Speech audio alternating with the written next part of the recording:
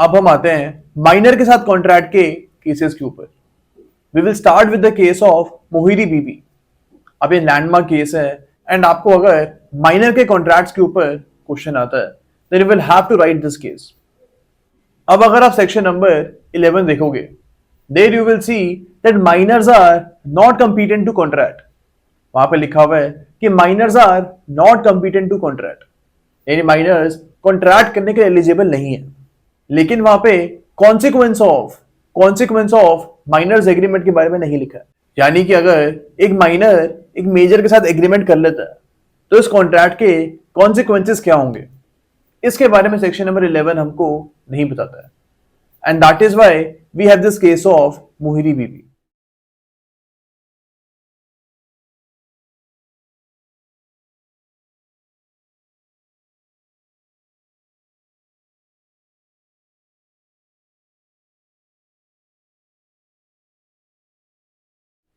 अब यहां पे होता क्या है,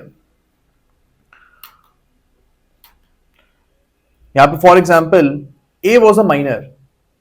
ए ने यहां पे मॉर्गेज करी है अपनी प्रॉपर्टी को, ए ने बी को अपनी प्रॉपर्टी मॉर्गेज करी है and B was a money lender.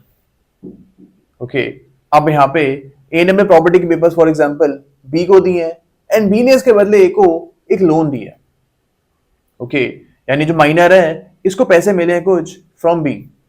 अब यहाँ पे ए की जो मदर है इन्होंने स्पेसिफिकली बी को बताया था that A is a minor, यानी बी की नॉलेज में ये बात थी कि एक माइनर है, स्टिल उसने ए के साथ एक मॉर्गेज डीड करी है। अब आगे जाके A applies for cancellation of mortgage deed. वो मॉर्गेज डीड को कैंसिल करवाना चाहता है। ओके, एंड वो यहाँ पे ये रीजनिंग देता है कि माइनर के साथ जो कॉन्ट्रैक्ट होता है ये वॉइड कॉन्ट्रैक्ट होता है एंड दैट इज वाई ये जो मॉर्गेज डीड है उसको कैंसिल करवाना चाहिए। अब इस केस में जो लेंडर था, लेंडर का नाम था ब्रह्मदत्ता। ओके, अब जो ब्रह्मदत्ता था उसकी डेथ हो जाती है। जब केस चल रहा था उस दौरान ब्रह्मदत्ता की डेथ हो जाती है एंड इसके बाद जो उसकी बेटी है यानी कि मोहिरी बीबी वो इस केस को कंटिन्यू करती है। अब इस केस में बताया गया था कि जो मॉर्गेज की डीड है it is void ab initio.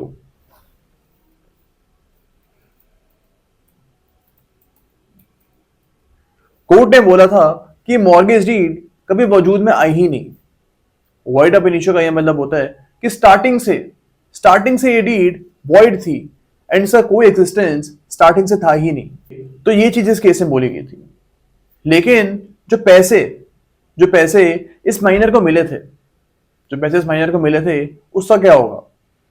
अब मॉर्गेज डीड तो कैंसिल हो गई, लेकिन जो लेंडर ने इस बच्चे को पैसे दिए थे क्या उन पैसों को आप रिकवर करवा सकते हो?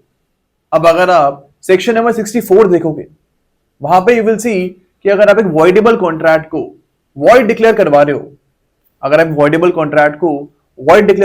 हो, तो यहाँ पे जो भी एप्लीकेंट होगा यानी जिसने भी ये पिटीशन डाली है कोर्ट में कि वॉइडेबल कॉन्ट्रैक्ट को आप वॉइड डिक्लेयर करो, इस पर्सन को कोई भी बेनिफिट मिला होगा तो बेनिफिट इसको वापस करना होगा। फॉर एग्जाम्पल ए ने बी के साथ कॉन्ट्रैक्ट किए एंड यहाँ पे ए के साथ फ्रॉड हुआ, तो यहाँ पे A can apply in the court to get this contract declared void. अब हमको पता होना चाहिए कि अगर आपके साथ एक कॉन्ट्रैक्ट में फ्रॉड हुआ है तो ये कॉन्ट्रैक्ट वॉइडेबल कॉन्ट्रैक्ट है एंड जो भी यहाँ पे पार्टी अफेक्टेड पार्टी है यानी जो भी विक्टिम है यहाँ पे वो इस कॉन्ट्रैक्ट को वॉइड डिक्लेयर करवा सकती है। ओके, अब सेक्शन नंबर 64 बोलता है कि अगर एक कॉन्ट्रैक्ट को वॉइड डिक्लेयर करवा दोगे तो उसके बाद जो भी एप्लीकेंट को बेनिफिट हुए, फॉर एग्जाम्पल ए को यहाँ पे बी की तरफ से कुछ पैसे मिले थे as a part of contract, अब यहाँ पे कॉन्ट्रैक्ट तो वॉइड डिक्लेयर हो चुका है एंड दैट इज वाई ए को कोई भी बेनिफिट मिला है यहाँ पे उसको वो वापस करना पड़ेगा। A will have to return any money it got from B, कोई भी पैसा उसको बी से मिला था वो ए को वापस करना पड़ेगा as per section number 64।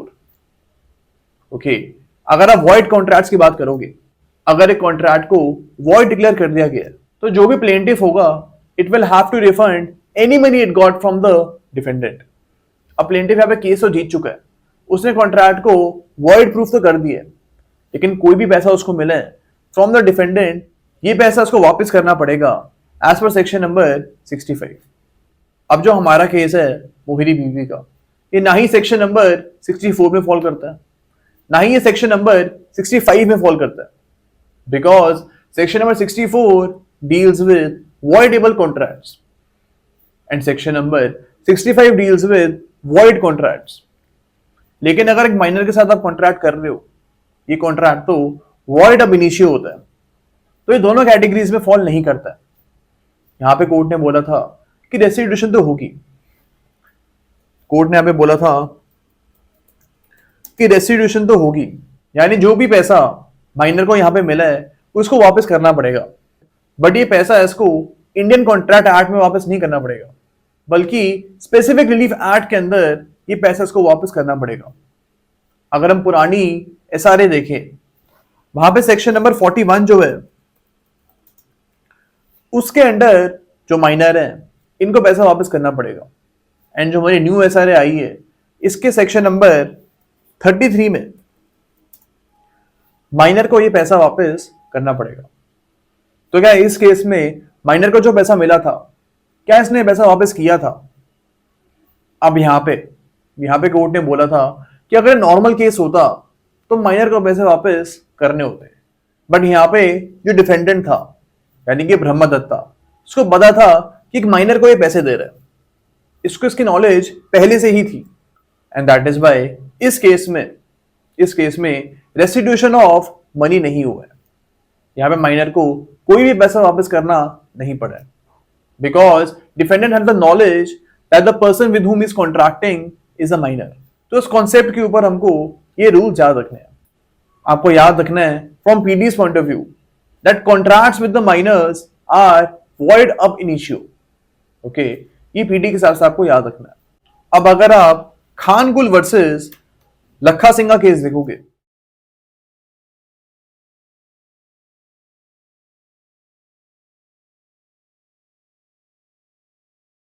Lahore high court का एक केस है, यहां पे भी बोला गया था that restitution will happen in contracts with minors. Minor वाले कॉन्ट्रैक्ट्स में रेस्टिट्यूशन होगा। ओके, ये चीज हमको इस केस में बताई गई है, एंड इवन इन मोहरी बीबी केस दिस वाज हेल्ड, लेकिन वहां पे रेस्टिट्यूशन इसलिए नहीं हुआ था बिकॉज डिफेंडेंट को पता था कि जिसके साथ वो कॉन्ट्रैक्ट कर रहा है वो एक माइनर है। अब मैं बार बार इस कॉन्सेप्ट को रिपीट कर रहा हूं बिकॉज जो स्पेशली रेस्टिट्यूशन का कॉन्सेप्ट है, इस कॉन्सेप्ट को इंसान भूल जाता है। जो बच्चे होते हैं एक बार इसको पढ़ते हैं एंड उसके बाद ये भूल जाते हैं। अगर हम बार बार इसको रिपीट करेंगे तो दिमाग में फीड हो जाएगा एंड आपको एक कॉन्सेप्ट में आगे जाके कोई भी डिफिकल्टी नहीं आएगी, एंड दैट इज वाई इसको मैं एक सिंपल भाषा में आपको समझा रहा हूं। यही भाषा अगर आप एग्जाम में भी लिख के आओगे then you will get good marks, because examiner को यही चाहिए होता है कि आप उसको एक सिंपल वे में क्वेश्चन का आंसर दो। तो ये कुछ चीजें हमको याद रखनी है इस कॉन्सेप्ट के ऊपर।